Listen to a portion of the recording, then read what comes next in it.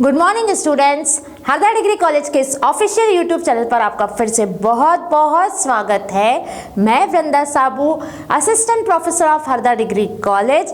आज आपको consumer behaviour second unit start करने जा रही हूँ, जिसका फर्स्ट टॉपिक है information search in consumer behaviour, मतलब कि उपभोक्ता व्यवहार में सूचनाओं को एकत्रित करना। इट मीन्स ये सूचना मतलब किससे रिलेटेड, इंफॉर्मेशन मतलब डेटा, मतलब किससे रिलेटेड इंफॉर्मेशन सर्च की यहाँ पे बात हो रही है। ऑब्वियस सी चीज है, we are learning that consumer behaviour, आपका व्यवहार, उपभोक्ता का व्यवहार कैसे क्रिएट होता है, उसमें जो है सबसे बड़ा रोल जो है इंफॉर्मेशन का है कि किस प्रकार की सूचनाएं आप रिलेटेड टू प्रोडक्ट कलेक्ट करने जा रहे हैं, उस पर डिपेंड करता है आपका उपभोक्ता व्यवहार। Right, the information search process is a critical stage in consumer decision making. ये बात हमारी लास्ट वीडियो में भी हुई थी कि अगर आप डिसीजन लेना चाह रहे हैं रिलेटेड टू प्रोडक्ट, कौन सा प्रोडक्ट हमें परचेस करना है, तो जो इंफॉर्मेशन सर्च है is the main, is going to role a main part. Okay, it's the phase where consumers actively seek out and gather information from various sources to make informed purchase decisions. This process can be internal or external depending on the nature of the purchase and the consumer's prior knowledge. It means that अगर आपको product खरीदना है तो आप कहाँ से information collect करते हो, उसकी चर्चा भी हम यहाँ पे करेंगे। दो प्रकार के सोर्सेज यहाँ पे रहेंगे, that will be internal source and external source, और इन सब जगह से आप जो है इंफॉर्मेशन कलेक्ट करके फिर जाके प्रोडक्ट को खरीदते हैं। ये अलग अलग प्रकार के अलग अलग कंज्यूमर्स होते हैं, अलग अलग प्रोडक्ट के हिसाब से। जैसे हमने हमारे लास्ट वीडियोस में देखा था कि किस प्रकार कंज्यूमर हाईली इन्वॉल्व होते हैं और किस प्रकार लो इन्वॉल्वमेंट होता है कौन से प्रोडक्ट के हिसाब से। तो अब हम देखते हैं टाइप्स ऑफ इंफॉर्मेशन सर्च।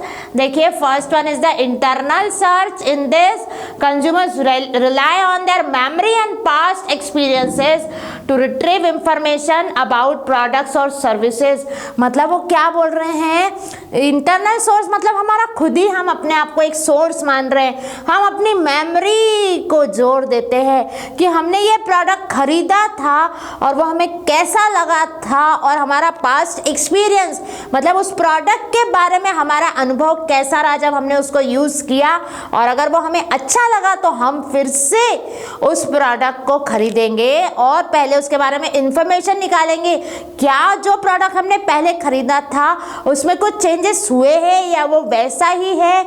देखो, कभी कभी हम लोग जो है ना एकदम ऐसे हो जाते हैं कि नहीं, हमें सेम प्रोडक्ट जो हमने खरीदा था वैसा का वैसा चाहिए, तो उसलिए भी हम अपने इंटरनल सोर्स पर दिमाग लगा करके, मतलब जोर लगा करके जो है उस चीज को ढूंढने का प्रयास करते हैं। नेक्स्ट इज एग्जाम्पल, देखो, remembering a positive experience with a particular brand of toothpaste। yes, obviously अभी मैंने एग्जाम्पल दिया, इसमें अपन टूथपेस्ट का एग्जाम्पल ले लो कि हम ये टूथपेस्ट यूज करते थे। देखो क्या होता है, एक कंज्यूमर का स्वभाव होता है, अगर कुछ दिनों बाद जो है ना कुछ चीज उसे चेंज करने का भी मन करता है। एक ब्रांड लॉयल्टी अलग चीज होती है, जैसे कि कोई व्यक्ति अगर पेप्सोडेंट यूज कर रहा है तो वो जीवन भर वही यूज करता जा रहा है, पर उसको अब ऐसा लग रहा है पेप्सोडेंट की जगह एक बार जो है ना मैंने सफ़र में जो है कोई दूसरा कोलगेट यूज़ किया था तो मुझे वो भी ज़्यादा बेटर लगा था। तो आई ना, मेमोरी पे जोर पड़ा या नहीं पड़ा, इंटरनल सोर्स। राइट, तो क्या मैं अब एक बार उसको यूज़ करके देख सकता हूँ क्या जो मेरा पास्ट एक्सपीरियंस था उसके बारे में इट वॉज वेरी गुड, तो क्या मैं स्विच कर सकता हूँ अपने ब्रांड को। राइट, तो ऐसा।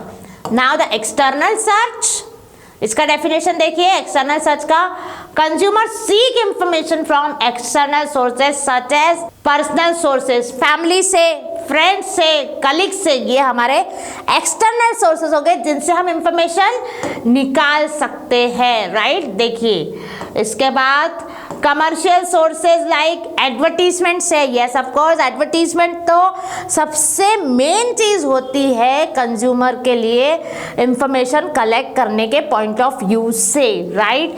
देन सेल्स पीपल आते हैं, आपके पास वेबसाइट्स होती है, प्रोडक्ट पैकेजिंग होती है। आप जो है ना प्रोडक्ट पैकेजिंग में एक लेबलिंग का पार्ट आता है, लाइक कोई सा भी प्रोडक्ट आपने खरीदा है, आप भूल जाते हो कि ये प्रोडक्ट कितने का था, इसमें क्या क्या था।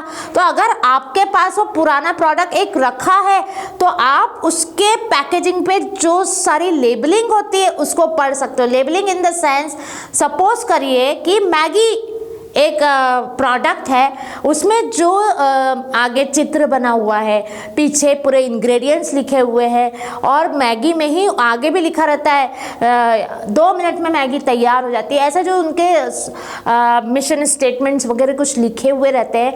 तो ये जो कहलाता है, क्या कहलाता है, ये लेबलिंग कहलाता है। तो उस पैकेजिंग में आप वो लेबलिंग पढ़ करके जो है पुरानी चीज़ों को याद रख सकते हैं और उसको रिकॉल करके वापस से परचेस करने का ख्याल बना सकते हैं। लाइक अब है पब्लिक रिसोर्सेज, तो consumer reports, product reviews, government agency. आप जो है कभी कभी क्या करते हो, देखते हो ना, जैसे ऑनलाइन परचेसिंग आप कर रहे हो और कोई प्रोडक्ट आपको पसंद आ रहा है तो उसमें आप नीचे रिव्यूज देखते हो कि जो लोगों ने उनको खरीदा है वो अपने क्या रिव्यूज देख रहे हैं। कई लोग वीडियोस बना के डालते हैं, कई लोग फोटो क्लिक करके उसमें डालते हैं, तो आप उनका रिव्यूज देखते हो। अगर रिव्यू आपको अच्छा लगता है ना तो ही आप वो चीज़ों को परचेस करने के बारे में सोचते हो, ठीक है। Now the experimental sources, trying out products, visiting stores, right. मतलब अब आप क्या करते हो कि आप उन प्रोडक्ट्स को ट्राई करते हो, ये है आपका एक्सपेरिमेंटल सोर्सेस। मतलब उसमें आप कुछ एक्सपेरिमेंट करके देखोगे, नहीं अब ये नया प्रोडक्ट है, मैं इसको खरीद के देखती हूँ या देखता हूँ कि इसका क्या इफेक्ट्स होते हैं। तो आप क्या करते हो, ट्राइंग आउट प्रोडक्ट्स और विजिटिंग स्टोर्स। मतलब आप प्रोडक्ट को ट्राई करते हो और स्टोर्स को विजिट करते हो वो प्रोडक्ट को खरीदने के लिए। Now factor influencing information search, देखिए कैसा है, क्या क्या ऐसे फैक्टर्स होते हैं जो इंफॉर्मेशन सर्च को इन्फ्लुएंस करते हैं। तो first one is perceived risk, इसमें higher perceived risk, example financial, social, performance leads to more extensive search. मतलब क्या होता है, कुछ रिस्क तो उठानी पड़ती है। लाइक जैसे आपने एक्सपेरिमेंट किया, एक्सपेरिमेंटल जो आपने सोर्स से अगर कोई प्रोडक्ट खरीदा है तो ये मतलब आपकी एक बहुत हाई रिस्क हो जाती है, पर आपकी जानी पहचानी रिस्क रहती है, आप खुद होके उस रिस्क को उठाते हो। और देखिए बिजनेस का सबसे बड़ा फंडा है, अगर आप एज अ बिजनेसमैन सोच रहे हो, अभी कंज्यूमर की दृष्टि से मत सोचिए, एज अ बिजनेसमैन सोचिए, बिजनेस का फंडा क्या है आपको पता है ना, when you will take more risk you will get the more return, when you will get less risk you will get the less return, and if you can take no risk there will be no return। ये फंडा हर चीज़ों पर लागू होता है situation wise. आई बात समझ में? तो अब देखते हैं लेवल ऑफ इन्वॉल्वमेंट, हमने इस पर भी काफ़ी चर्चा कर चुके हैं।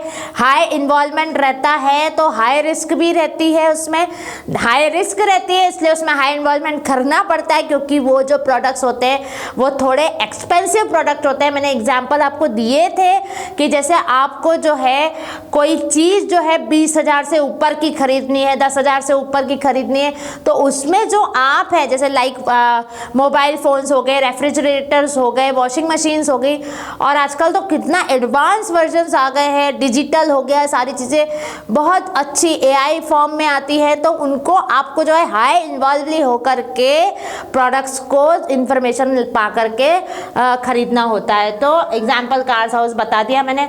आप कंज्यूमर नॉलेज से भी जो है इन्फ्लुएंस होते हैं हम चीज़ों को सर्च करने। Consumer with less knowledge tend to search more extensively, ठीक है। अगर आप नॉलेज नहीं रख पा रहे हैं उन प्रोडक्ट्स का तो आप इस तरीके से इन्फ्लुएंस हो जाएंगे। कैसे, किस चीज़ के लिए, मतलब वहाँ आपको रिस्क ज़्यादा बढ़ जाएगी और हो सकता है आप प्रोडक्ट प्रॉपर तरीके से ना खरीद पाए।